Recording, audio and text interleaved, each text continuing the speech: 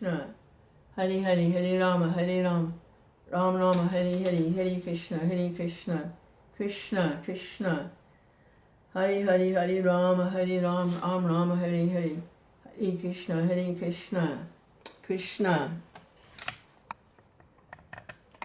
Hare Krishna, Hare Krishna, Krishna Krishna. Hare Hare, Hare Rama, Hare Rama, Ram Rama, Hare Hare, Hare Krishna, Hare Krishna, Krishna Krishna. Hare Hare, Hare Rama, Hare Rama, Ram Rama, Hare Hare, Hare Krishna, Hare Krishna, Krishna Krishna. Hare Hare, Hare Rama, Hare Rama, Ram Rama, Hare Hare, Hare Krishna, Hare Krishna, Krishna Krishna. Hare Hare, Hare Rama, Hare Rama, Rama Rama, Hare Hare, Hare Krishna, Hare Krishna, Krishna Krishna. Hare Hare, Hare Rama, Hare Rama, Rama Rama, Hare Hare, Hare Krishna, Hare Krishna, Krishna Krishna. Hare Hare, Hare Rama, Hare Rama, Rama Rama, Hare Hare, Hare Krishna, Hare Krishna, Krishna Krishna. Hare Hare, Hare Rama, Hare Rama, Rama Rama, Hare Hare, Hare Krishna, Hare Krishna, Krishna Krishna. Hare Hare, Hare Rama, Hare Rama, Rama Rama, Hare Hare, Hare Krishna, Hare Krishna, Krishna Krishna. Hare Hare, Hare Rama, Hare Rama, Rama Rama, Hare Hare, Hare Krishna, Hare Krishna, Krishna Krishna. Hare Hare, Hare Rama, Hare Rama, Rama Rama, Hare Hare.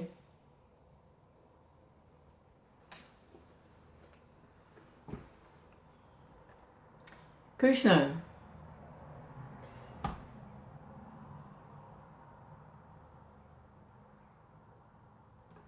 I had a wonderful experience last night.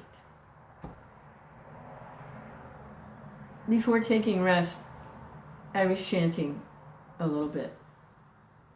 And the mind wanders, it goes here, it goes there. What about this? What about that interaction you had with someone 2 days ago? What about... The mind will wander a little bit. You keep bringing it back to Krishna, bringing it back to Krishna. Hearing Krishna, Krishna, Hare Krishna, Hare Rama, Rama, Rama, Krishna, Hare Krishna. You keep bringing it back. And then the mind fixed on what I had read earlier in the morning. Krishna's visiting Hastinapur and taking his 16,108 queens with him, plus all their attendants, and the children went. It was a huge entourage. Can you imagine that? Many people traveling across India 5,000 years ago. And they were all decorated. It was a fantastic journey. And Krishna and Balaram stayed back in Dwarka with King Ugrasen. And I remember reading that, and it made a huge impression on me when I was reading it. So later that night, when I was chanting, I revisited that pastime. And I was there. It was so clear. Because I had read it earlier in the day and relished it earlier in the day. Later at night, remembering it, I could relish it again. And Krishna was there. And I was there. And then I had also read earlier about the killing of Jarasandha, and how Bhima and Arjuna and Krishna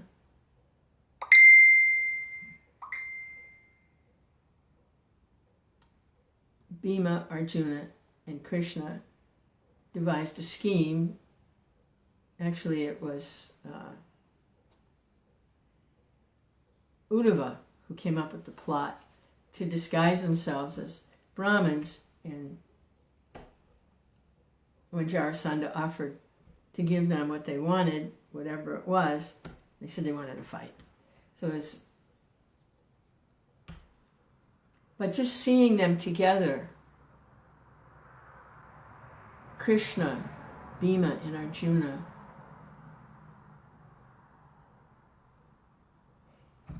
because I had heard about them and read about them,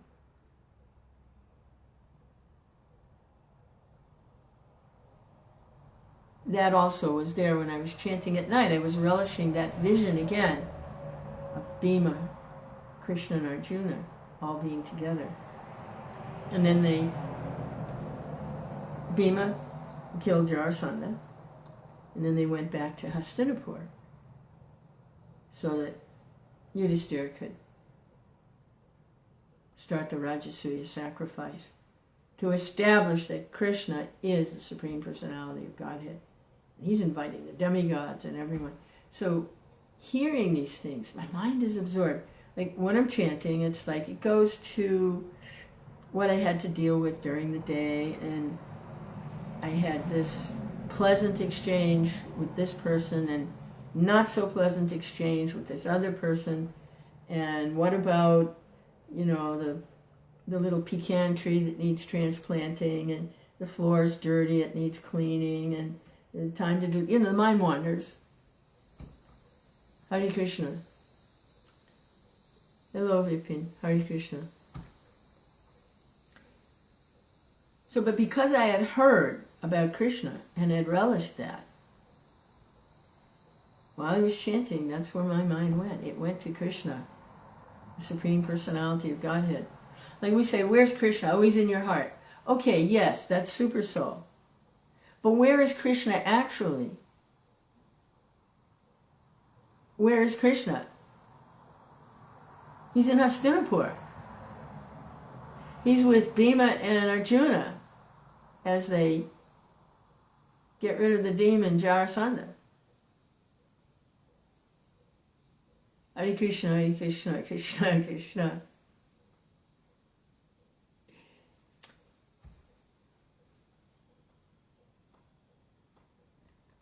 Srila Vyasadeva, the literary incarnation of Krishna.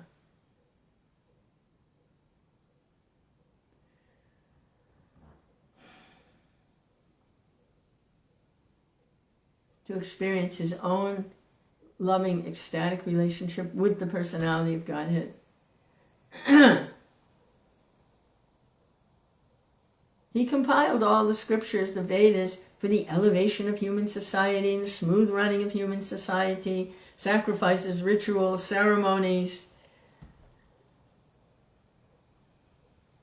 but still not satisfied himself personally. His spiritual master, Narada, hey, you need to actually glorify the personality of Godhead. So that's the natural commentary on the Vedas, Vedanta Sutra, is the Srimad Bhagavatam.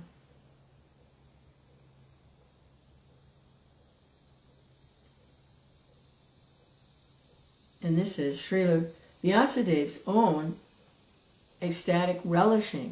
He wants to experience this loving relationship with the personality of Godhead. Although he's the literary incarnation, still, Krishna likes to experience. He appears as Chaitanya Mahaprabhu so he can experience what it's like for Radha to feel separation from it. So in his literary incarnation, he wants to experience what it's like to glorify him and personality of Godhead, to be his own historian.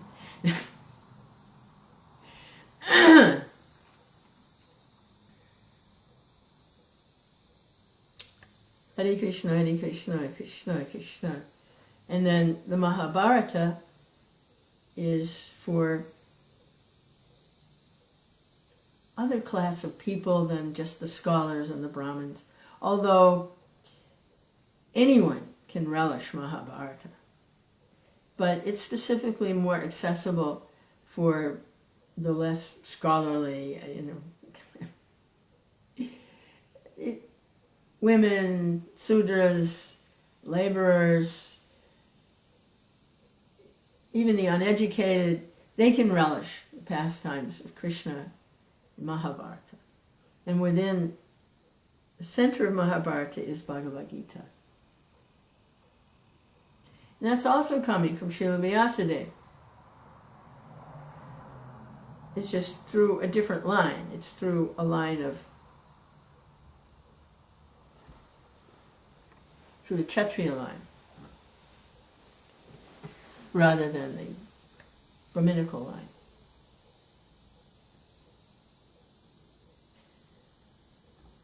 Hare Krishna, Krishna Krishna. Srimad Bhagavatam is handed down through the saints and sages who are not particularly involved in managing society. They're the advisors and the visionaries, the ascetics.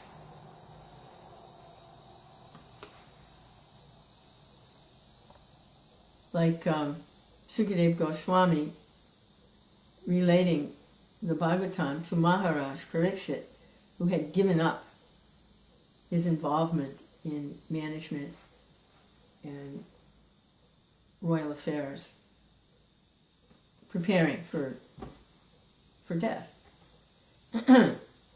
So then he became eligible to hear from the saints and sages this most confidential message of the personality of Godhead. Hare Krishna, Hare Bhagavatam. But the Gita is handed down through the Kshatriyas, the administrators, the warriors, the soldiers. First spoken to Vivaswan, then to Manu, then to Manu's son Ikshvaku, who was a great king, and then Krishna re-speaks it to Arjuna, who's in the royal order. But it's all coming from Srila Vyasadeva. So it really is all just one disciplic succession.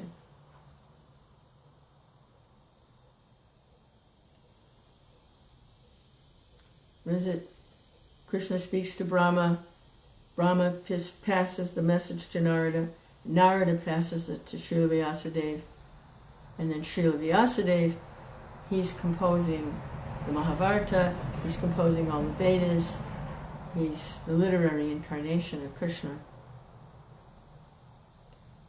So it looks like two lines, but it isn't. It's one line. It's coming from Srila Vyasadeva.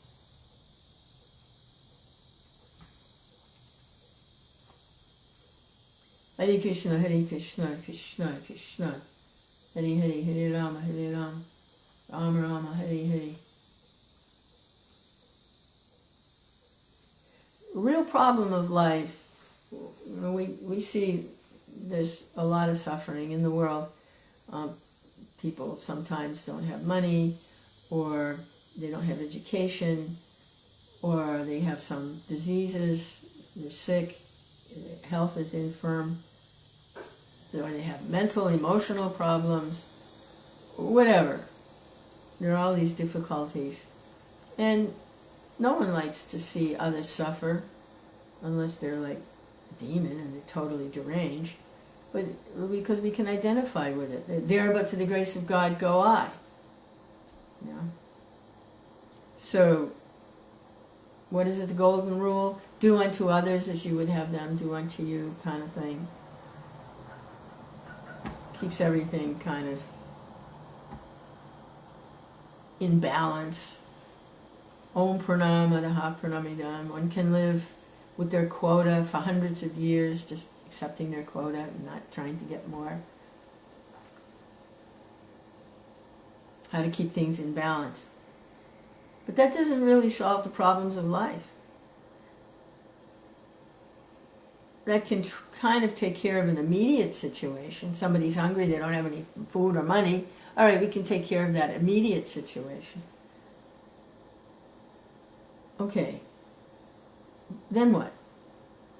We can arrange society so everything's running smoothly and the ecology is in balance, and okay, but there's still some problems. Like, You go to the heavenly planets, everything's completely in order there. Beyond what we can even imagine in grandeur and opulence and pleasure. It's all going on there, perfectly sanctioned by the Lord. It's a reward for those pious souls who have earned the right to go to the heavenly planets. But there's still a problem there. Not so much old age or disease. The heavenly planets, it's more like, those are minimized. I don't even think they're present there, but there's birth and death. Now, on other planetary systems, like the middle planets, where Earth is, you get the full range. You get birth, death, old age, and disease. Those are the problems. The solution for that is to become attached to Krishna. To be able to think of Krishna, the personality of Godhead. Remember Krishna.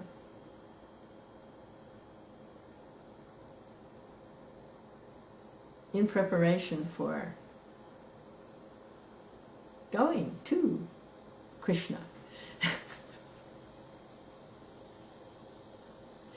Hare Krishna, Hare Krishna, Krishna, Krishna. Like, when I think of it, there's so many people. Like, I'm in my 70s, and at different stages of my life, I was involved with different people in different ways. School friends, childhood friends, devotee associations, serving together in different ways. And where are they now? They're gone, a lot of them. I mean, I could give a big long list of devotee associates and friends that, where'd they go? They're gone.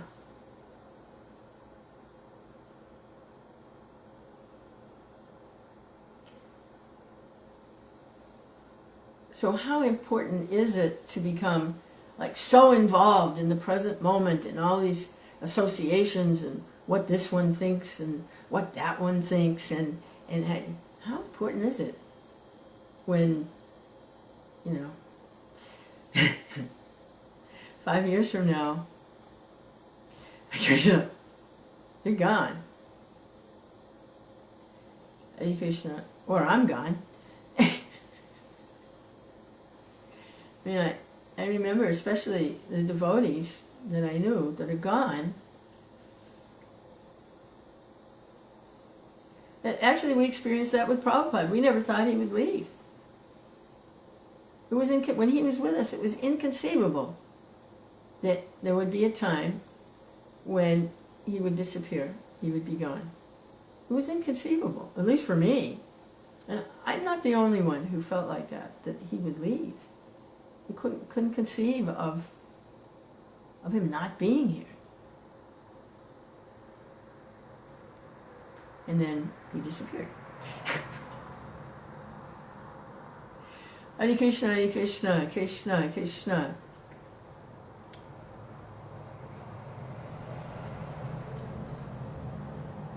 So there's a shift in consciousness that is actually what Prabhupada is teaching, what the spiritual masters teach, is to shift the consciousness to Krishna.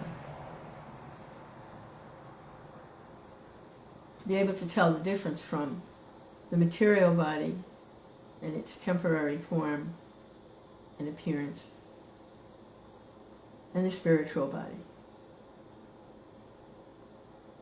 and its eternal form. So that's the transition, that's the transcendence that's being taught.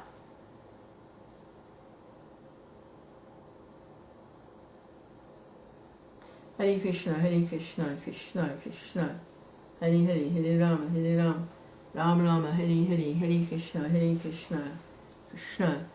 So we have to arrange our lives in such a way that we can maximize this Krishna consciousness and minimize distraction. And dovetail whatever attachments we have for involvement with the material energy in devotional service. So they're useful for spreading Krishna consciousness and we become purified of overly attachment to material things. Hare Krishna. Krishna.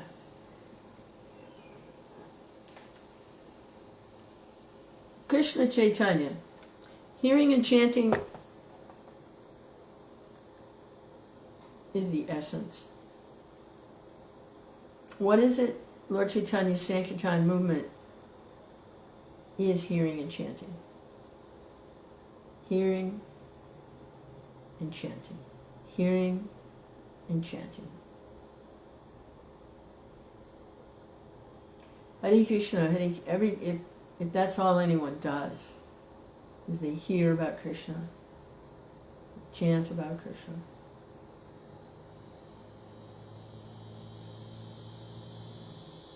That's sufficient.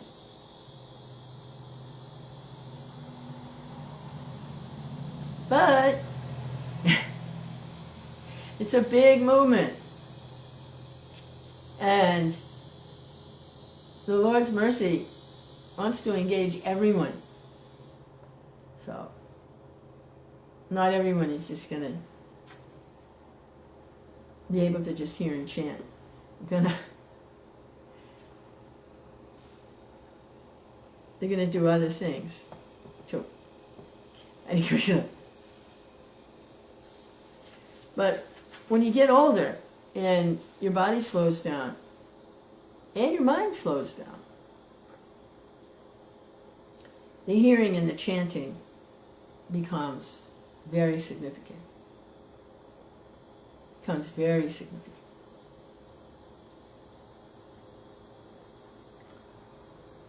Hare Krishna, Hare Krishna, Krishna Krishna, Hare Hare, Hare Rama, Hare Rama, Rama Rama, Hare Hare, Hare Krishna, Hare Krishna, Krishna Krishna. In preparation for the time of death, Krishna.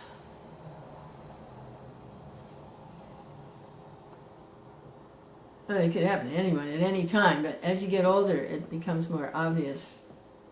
The probability is higher that it could be sooner rather than later. It's a matter of probabilities. A mathematical fact. So this is hearing more about Krishna. I can hardly wait. This is from the 10th canto. Summary study of the 10th canto of Srila Vyasadeva. And the summary study is by His Divine Grace, A.C. Bhaktivedanta Swami Prabhupada. So where is Prabhupada? He's in his books. These are his ecstasies, his books.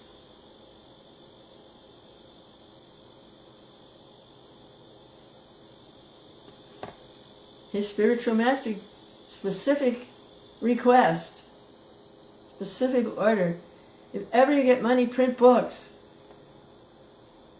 Jai Srila Prabhupada, taking instruction of Bhaktisiddhanta as his life and soul. Hare Krishna, Hare Krishna, Krishna Krishna, Hare Hare, Hare Rama. So this is chapter 73, the Deliverance of Śiśupāla, and another opportunity to fix the mind on Krishna's personality, his activities. It's a great opportunity, hearing about Krishna and his associates. King Yudhisthira became very happy after hearing the details of the Jarasandha episode.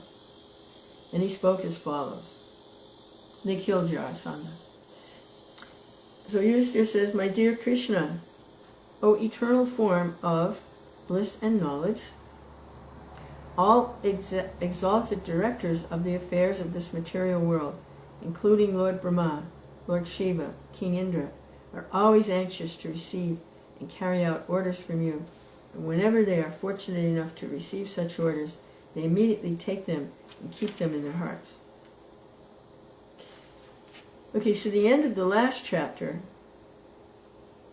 when he heard about how Bhima, Arjuna, and Krishna killed Jarasandha with the little trick of splitting him in two, and how they set free all the imprisoned kings. So here Yudhisthira also heard of the tactics which were adopted by Krishna to kill Jarasandha. The king was naturally affectionate toward Krishna, but after hearing the story, he became even more bound in love for Krishna. Tears of ecstasy glided from his eyes. He became so stunned, he was almost unable to speak.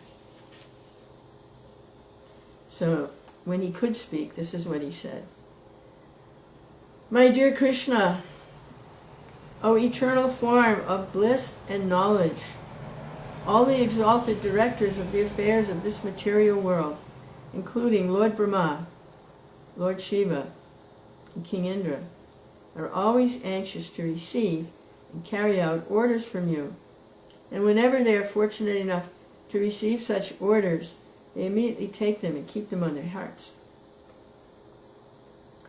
O Krishna, you are unlimited, and although we sometimes think of ourselves as royal kings and rulers of the world and become puffed up over our paltry positions, we are very poor in heart. Actually, we are fit to be punished by you. But the wonder is that instead of punishing us, you so kindly and mercifully accept our orders and carry them out properly. Others are very surprised that your lordship can play the part of an ordinary human. But we can understand that you are performing these activities just like a dramatic artist. Your real position is always exalted, exactly like that of the sun, which always remains at the same temperature both during the time of its rising and at the time of its setting. Although we feel the difference in temperature between rising and the setting sun, the temperature of the sun never changes. You are always transcendently equiposed, and thus you are neither pleased nor disturbed by any condition of material affairs. You are the Supreme Brahman, the personality of Godhead, and for you there are no relativities. My dear Madhava, you are never defeated by anyone. Material distinctions, this is me, this is you, this is mine, this is yours, are all conspicuous by dint of their absence in you.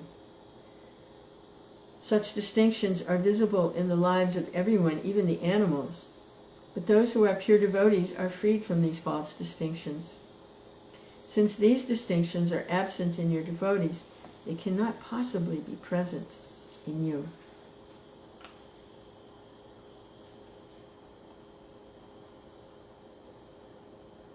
Yeah, it's about Prabhupada. He didn't actually have any personal possessions that he considered, this is my personal possession. He would be given a gift, a very nice Rolex watch. He would wear it for a little while, and he would give it as a gift to someone. All the temples and all the funds under management and everything in the book trust, he didn't consider them his property. It was all Krishna's property. He didn't have personal. This is mine, and this is yours. Everything was Krishna's. Since these distinctions are absent in your devotees, they cannot possibly be present in you. After satisfying Krishna in this way, King Yudhishthira arranged to perform the Rajasuya sacrifice. He invited all the qualified Brahmins and sages to take part and appointed them to different positions as priests in charge of the sacrificial arena. He invited the most expert Brahmanas and sages, whose names are as follows: Krishna, Dvaipayan, Vyasadeva, Bharadvaj, Shamantu, Gautama, Ashita, Vasishta, Chavana, Kanva, Maitreya, Kavasa, Trita, Vishramita, Vamadev, Sumati, Jaimini, Kratu, Paila, Parashara, Garga, Vaisampayan, Atarva, Kasyapa, Domya, Parashuram, Shukra Acharya, Asuri, Vitihotra, Madhuchanda, Virasena, and Akritavrana.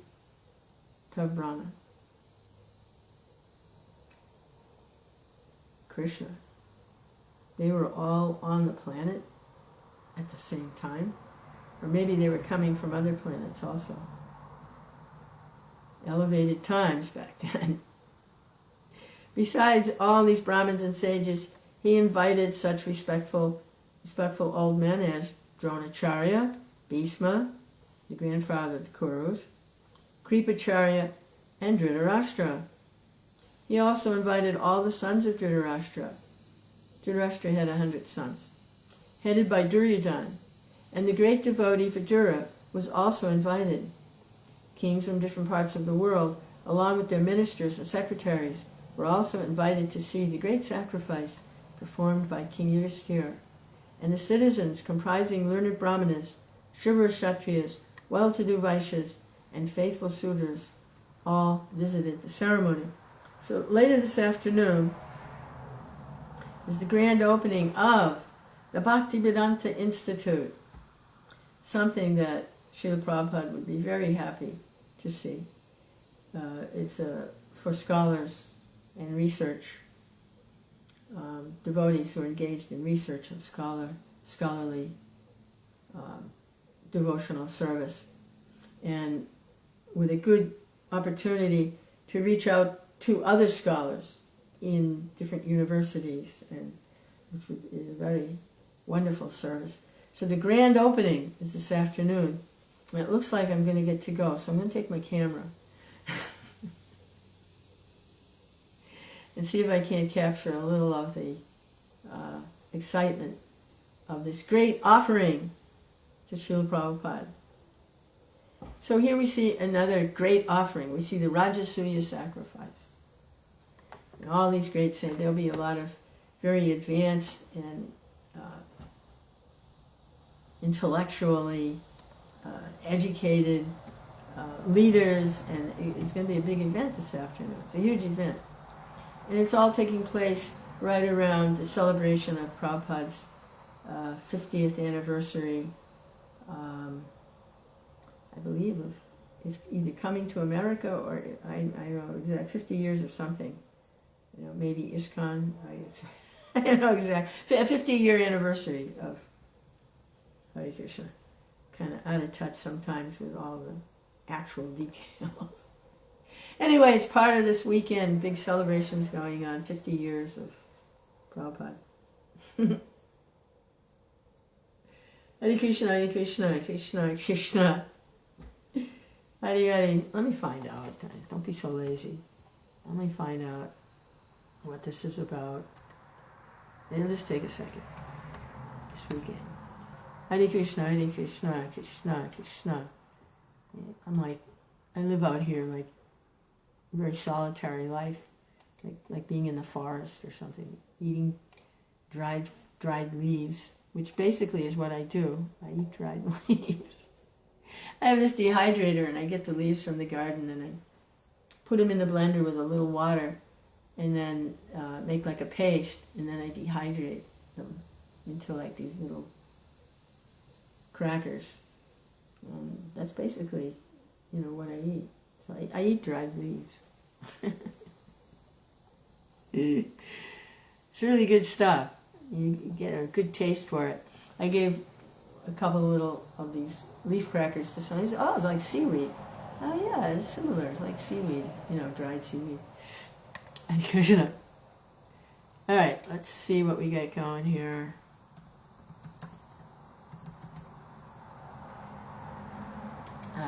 Krishna.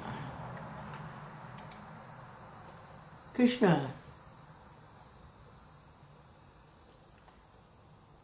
Oh, all right. This is very specific. The 50th anniversary of Srila Prabhupada's arrival in Gainesville, his arrival here. And the Bhaktivedanta Institute is opening up here. Okay. Devotees will be sharing their memories. It's an open house at the Bhaktivedanta Institute, a groundbreaking ceremony for the Krishna House. I guess there's some more expansion going on there with Krishna House. So that's this weekend in honor of Srila Prabhupada's 50th anniversary of his arrival here in Gainesville. Hare Krishna. So back to the Rajasuya sacrifice and all these very distinguished and transcendental personalities that are being invited. So the Brahmin priests and sages in charge of the sacrificial ceremony constructed the sacrificial arena as usual with a plow of gold. So, there's some indication of why doing big sacrifices like this is not the practice for this age. It was done with a plow of gold. And they initiated King Yudhishthira as the performer of the great sacrifice, in accordance with Vedic rituals. Long years ago, when Varuna performed a similar sacrifice, all the sacrificial utensils were made of gold. Similarly, in the Rajasuya sacrifice of King Yudhishthira, all the utensils required for the sacrifice were gold. In order to participate in the great sacrifice performed by King Yudhishthira, all the exalted demigods like Lord Brahma, Lord Shiva, Indra the King of Heaven, accompanied by their associates, as well as the predominating deities' higher planetary systems like Gandharvaloka, Siddhaloka, Janaloka, Tapaloka, Nagaloka, Yakshaloka, Rakshashaloka, Pakshiloka, and Charanaloka, as well as famous kings and their queens, were all present by the invitation of King Yudhishthira. All the respectable sages, kings, and demigods who assembled there unanimously agreed that King Yudhishthira was quite competent to take the responsibility of performing the Rajasuya sacrifice. No one was in disagreement on this fact. All of them knew thoroughly of the position of King Yudhishthira. He was a son of Dharmaraj. He was conceived by mantra in the womb of Kunti. She called the demigod Dharmaraj, or Yamaraj. So he was the son of religion personified. Just like Bhima had extraordinary strength because he was conceived by mantra calling Vayu, demigod of the wind. The wind is very powerful. And Arjuna was conceived by mantra calling Indra, the king of heaven. So Yamaraj, by mantra, was the father of King Yudhisthira. Because he was a great devotee of Lord Krishna, no accomplishment was extraordinary for him. The learned Brahmins and priests saw to it that the sacrifice by Maharaj Yudhisthira was performed in exactly the same way as in bygone ages by the demigod Varuna. According to the Vedic system, whenever there is an arrangement for sacrifice, the members of participating in the sacrifice are offered the juice of the soma plant. The juice of the soma plant is a kind of life-giving beverage.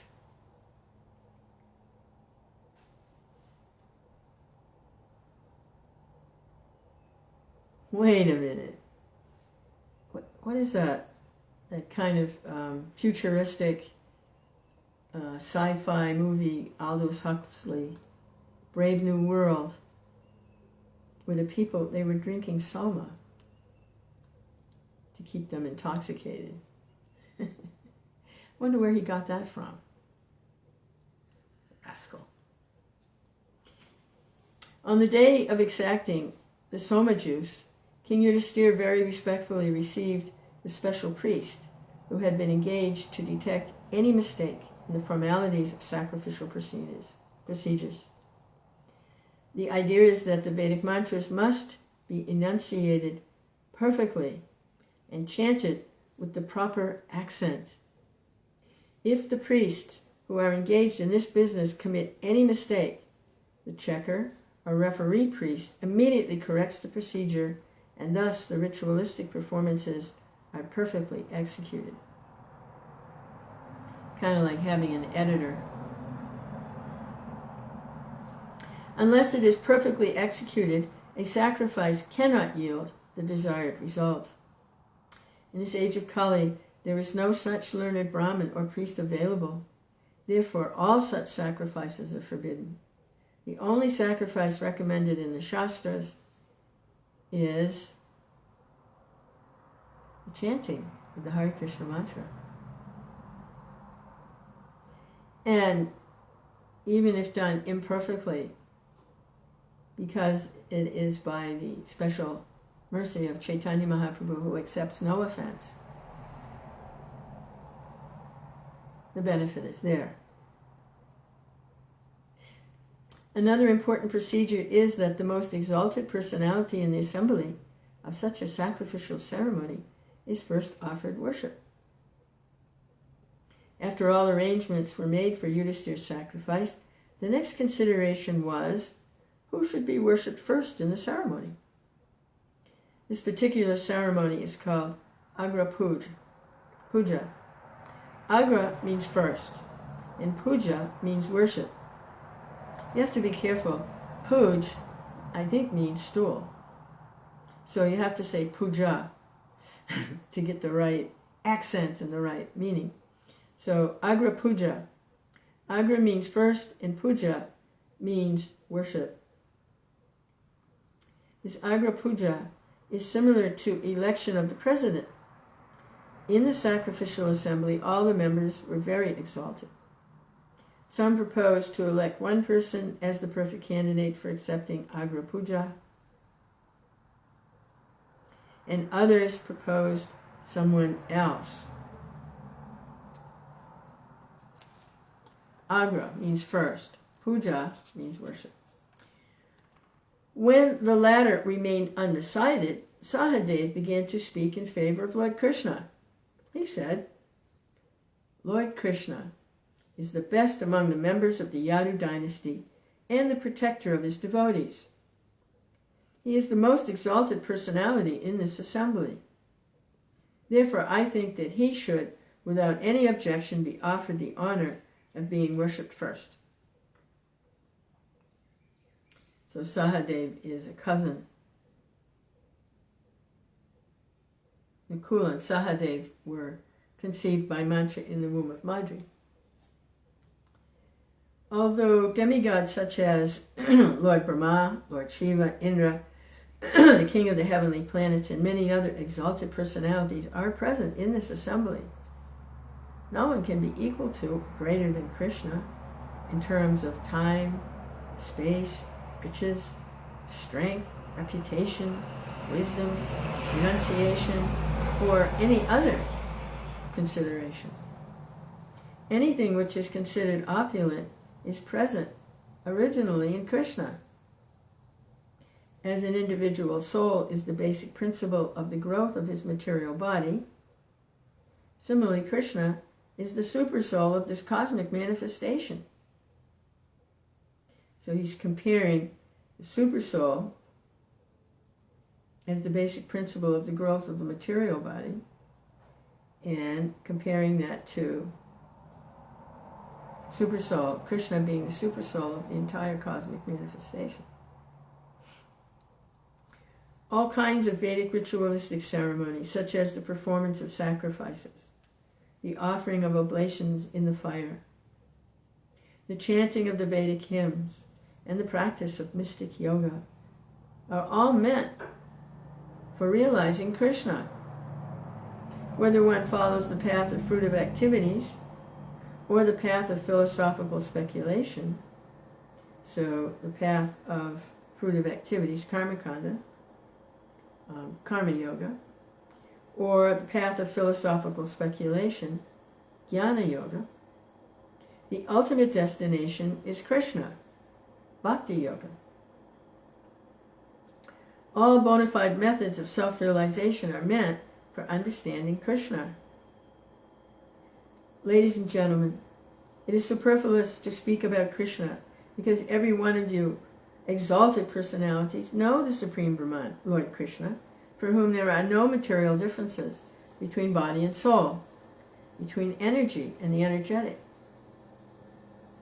or between one part of the body and another. Since everyone is a part and parcel of Krishna, there is no qualitative difference between Krishna and all living entities. Everything is an emanation of Krishna's energies, the material and spiritual energies. Krishna's energies are like the heat and light of the fire. There's no difference between the quality of heat and light and the fire itself.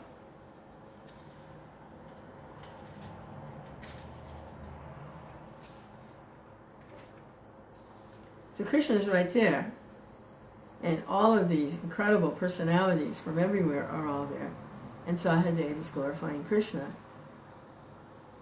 Also, Krishna can do anything he likes with any part of his body. We can execute a particular action with the help of a particular part of our body, but he can do anything and everything with any part of his body. And because his transcendental body is full of knowledge and bliss in eternity, he doesn't undergo the 6 kinds of material changes: birth, existence, growth, fruit of action, dwindling, and vanishing. Unforced by any external energy, he is the supreme cause of the creation, maintenance, and dissolution of everything that be. By the grace of Krishna only, everyone is engaged in the practice of religiousness, the development of economic conditions, the satisfaction of the senses, and ultimately the achievement of liberation from material bondage. These 4 principles of progressive life can be executed by the mercy of Krishna only. He should therefore be offered the first worship of this great sacrifice, and no one should disagree. So he's addressing this assembly. As by watering the root, the watering of the branches, twigs, leaves, and flowers is automatically accomplished, or as by supplying food to the stomach, the nutrition and metabolism of all parts of the body are automatically established. So by offering the first worship to Krishna, everyone present in this meeting, including the great demigods, will be satisfied. If anyone is charitably disposed, it will be very good for him to give in charity only to Krishna, who is the super soul of everyone, regardless of his particular body or individual personality. Krishna is present as the Supersoul in every living being. And if we can satisfy him, then automatically every living being becomes satisfied.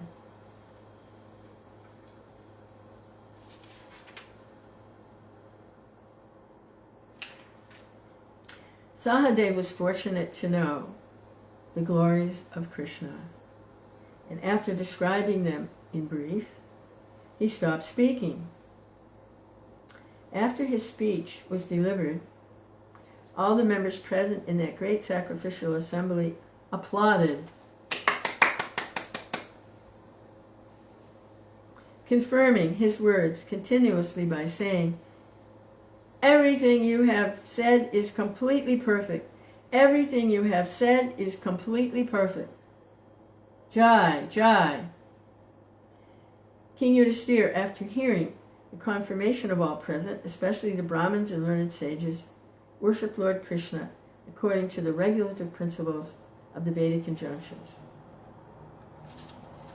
First of all, King Yudhisthira, along with his brothers, wives, children, other relatives, and ministers, washed the lotus feet of Lord Krishna and sprinkled the water on their heads. After this, Lord Krishna was offered various kinds of silken garments of yellow color, and heaps of jewelry and ornaments were presented before him for his use. King Yudhisthira felt such ecstasy by honoring Krishna, who was his only lovable object. The tears glided down from his eyes, and although he wanted to, he could not see Krishna very well. Lord Krishna was thus worshipped by King Yudhisthira. After that time, all the members present in the assembly stood up with folded hands and began to chant, "Jai, Jai, Namah, Namaha." When all joined together to offer their respectful obeisances to Krishna, there were showers of flowers from the sky. So,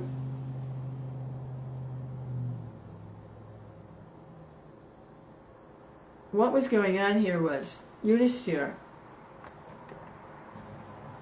loved Krishna.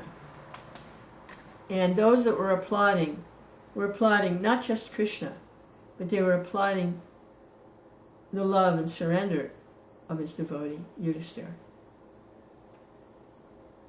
And they applauded the love and surrender of Sahadeva, who spoke on Krishna to glorify Krishna. And then they were applauding that Krishna was being worshipped. What that means is there's a worshiper. So they were applauding this devotee in his surrender to Krishna. And everyone was relishing this mood of Yudhisthira. And big tears are coming down his eyes. He's crying. Tears of ecstasy gliding down his face as he's publicly and with full support of everyone washing the feet of Lord Krishna, offering him silken garments and heaps of jewelry and ornaments. Krishna, he's a king, he can do that. And they're all going, "Jai, Jai, Namah, Namah." Yudhisthira is in complete ecstasy.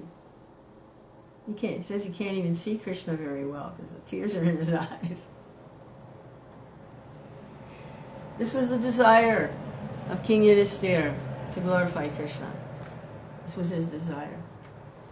And now it's coming about. However, in that meeting, King Śiśupāla was also present. He was an avowed enemy of Krishna for many reasons, especially because of Krishna's having stolen Rukmini from the marriage ceremony. Therefore, he could not tolerate such honor to Krishna and glorification of his qualities. Instead of being happy to hear the glories of Krishna, he became very angry. And when everyone offered respect to Krishna by standing up, Śiśupāla remained in his seat. But when he became angry at Krishna's being honored, Śiśupāla stood up suddenly raising his hand, began to speak very strongly and fearlessly against Krishna. He spoke in such a way that Lord Krishna could hear him very distinctly.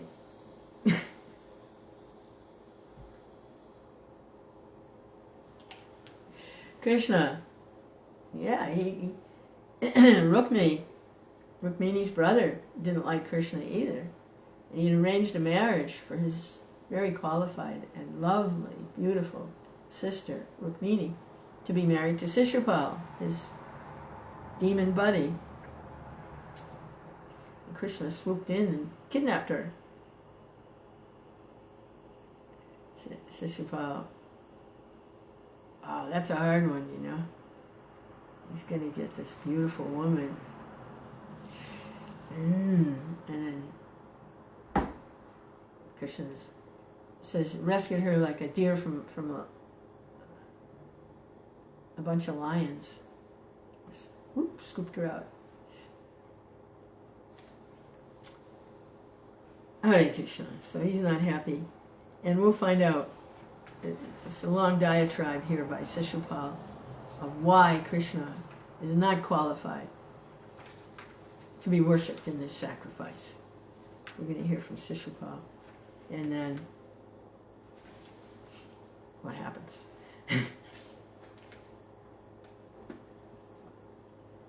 Hare Krishna, Krishna Krishna, Hare Hare, Hare Rama, Hare Rama.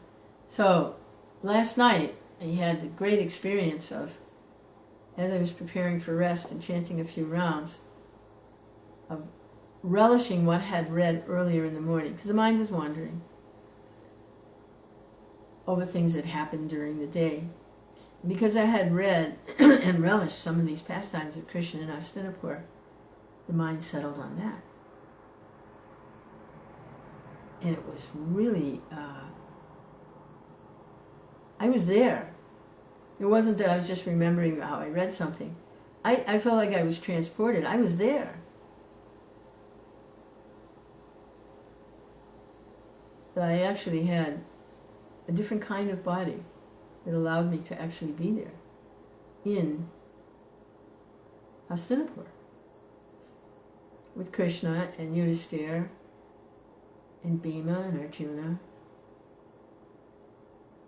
Anyway, that was the experience. It was very nice, to say the least. I thought, oh, maybe I'm just leaving my body. Well, that's okay. Go ahead, you know. But anyway, it was a very nice experience. So reading this now, this morning, my hope is that as the day wears on and I pay some bills and I set up some doctor's appointments and I go to there's a festival this afternoon with a lot of commotion. As I go through all of that, and at night before taking rest, my mind's going over all the day's activities. My mind will settle on this. The Agra Puja of Krishna and Maharaj Yudhisthira's wonderful, loving relationship with Krishna. So let's see. Let's make an experiment. Hare Krishna, Krishna, Krishna, Krishna. Hare Hare. Hare Rama, Hare Rama. Rama Rama, Hare Hare.